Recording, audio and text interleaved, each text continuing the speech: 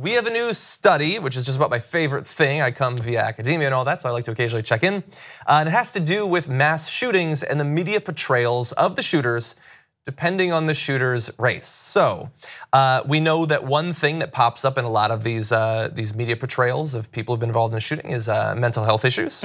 But what about their race as well? And it turns out that about 33% of the articles in the study describing the crimes of a white shooter made a mention of their mental illness. On the other hand, 26% of articles describing a Latino shooter and only 2% of articles describing a black shooter mentioned mental illness, which means one of two things. Either there is some racism in the portrayal of mass shooters, or probably more likely, black people are never crazy. Right. It's probably that. They just have far lower instances of mental illness, so it doesn't need to be discussed. Level of 1 to 10, level of shock about this finding. 0. Okay, I should have included a 0 in there. Technically, okay, that's an illegal answer, but we'll accept it. Okay, so also, by the way, let's just sum up a little bit more of this. Holding all aspects of the crime equal, for those of you who are concerned about that, white shooters were nearly 95% more likely to have their crimes attributed to mental illness than black shooters. And if you bring up this next chart, you're gonna see some other narratives that get included. It's a little bit academic looking, I apologize, it hasn't been fancied up, but if you bring this up, we'll see. The portrayal of the person as being a victim of society, having a good character, being from a good environment, and those sorts of things. The dashed line is if the person is white, which means it can be very common for white people to be portrayed as a victim of society, and then it drops down for the others. And by the way, you'll notice, in those last 3, there's no bar for being black. At all, isn't that fascinating? Because it has not happened inside of their sample. So, woo, that's something. It's something. We were talking about this on TYT Friday, just in general kind of media coverage of black Americans. And I think on the victim side, we're often not covered at all. Like, think about how often you've seen a story about a missing young black girl on the news. Never.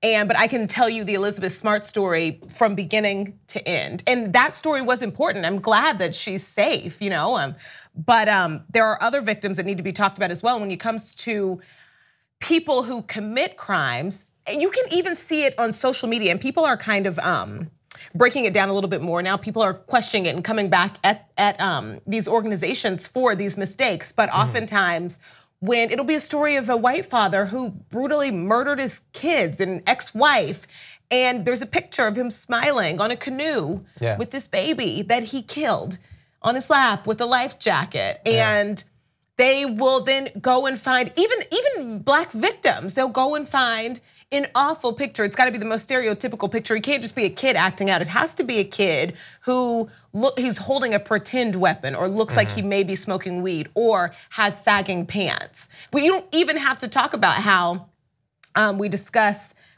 actual criminals, the differences, because you can just take a look at how we discuss the victims. But yeah, this has been happening. And I'm sure for many of the people who write these articles, they certainly don't consider themselves to be racist. And maybe in some explicit ways it may not manifest, but when they go to find photos, they choose a photo, they don't choose other photos. And we can see the patterns. We know it's always the prom photo. But I say this for certain people all the time. This is one of those reasons why diversity in newsrooms matter. Because your perspective, when someone looks, when you don't even know your biases, especially when you think you're a good person, you're just fighting the good fight. Like, think about it. The girl who was just killed in the Bay Area.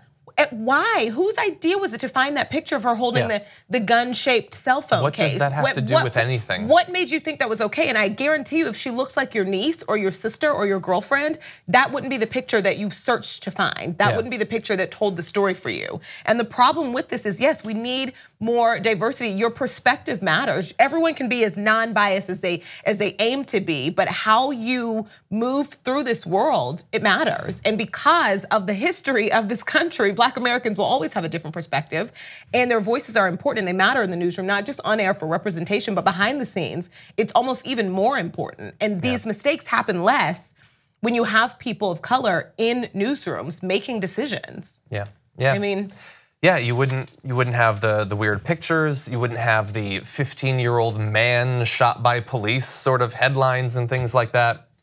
Yeah, you mentioned the kidnappings. I think Dave Chappelle had a segment about that like 15 years ago about how you hear about some, you don't hear about others, and how little progress we've made in this amount of time when there has been some more diversity, but still very slow in certain areas to change. The big change has been social media.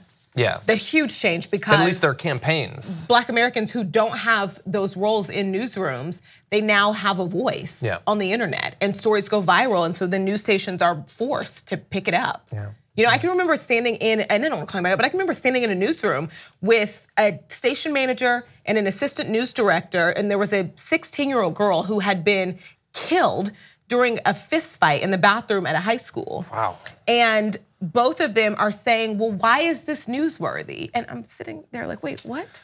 How would this not be news? As somebody's child went to school for the day at a magnet school and is not coming home because of a bathroom fight. How is that not news? But I mean, it's because, well, who wants to see? It's just, you know, I mean. Yeah.